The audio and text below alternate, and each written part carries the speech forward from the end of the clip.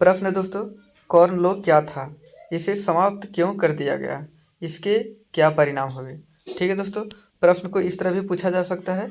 Corn law के समाप्त करने के बारे में ब्रिटिश सरकार के फैसले के प्रभावों की व्याख्या करते हुए एक संक्षिप्त टिप्पणी लिखें। ठीक है, इस तरह भी कि कॉर्न लॉ पर एक टिप्पणी लिखें। ठीक है दोस्तों, तो चलिए इसका हल देखते हैं।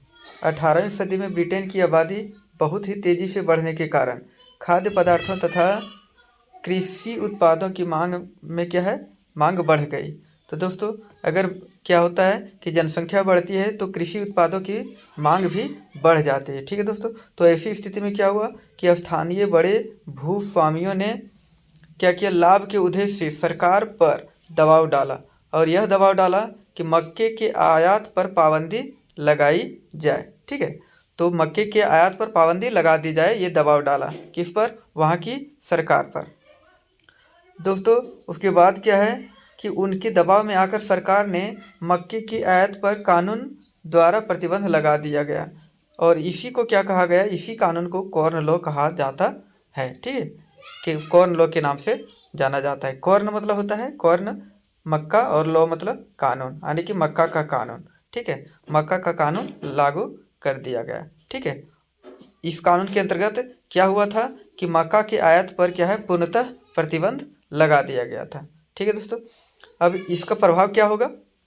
इस कानून के लागू हो जाने के बाद क्या होता है कि देश में खाद्यान्नों की कमी हो गई तथा उनकी कीमत में भारी वृद्धि हो गई। ठीक है दोस्तों, चूँकि उत्पादन कम हो रहा था और आयात पर प्रतिबंध लगा दिया गया था, तो इस तरह से वहाँ का जो मक्का का कीमत है वो मक्का की कीमत में भारी वृद्धि हो गई थी। ठीक है दोस्तों, खाद्य पदार्थों की ऊंची कीमतों से परेशान उद्योगपतियों एवं स्थानीय निवासियों के विरोध के चलते सरकार को क्या करना पड़ा, कॉर्न लॉ बाद में समाप्त कर देना पड़ा। ठीक है, वहाँ के लोगों ने भारी विरोध किया था। ठीक है दोस्तों, अब है कि कॉर्न लॉ समाप्त हो जाने के बाद क्या परिवर्तन हुआ, क्या इसका प्रभाव पड़ा। कॉर्न लॉ के समाप्त हो जाने के बाद बहुत कम कीमत पर आयात खाद्य पदार्थों का आयात किया जाने लगा। ठीक है दोस्तों, आयातित खाद्य पदार्थों की लागत ब्रिटेन में पैदा होने वाले खाद्य पदार्थों से भी कम थी।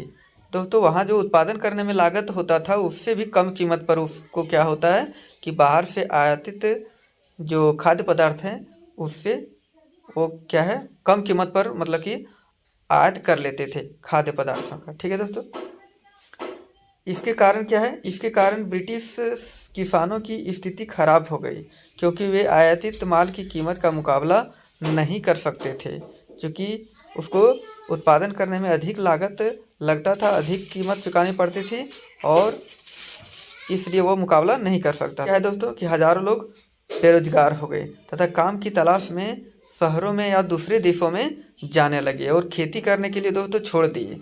और यहाँ की ब्रिटेन की जो है जनता के लिए खाद्य पदार्थ कहाँ से आने लगा, तो ऑस्ट्रेलिया से आने लगा, और अन्य देशों से, दूसरे देशों से दोस्तों वहाँ से आने लगे।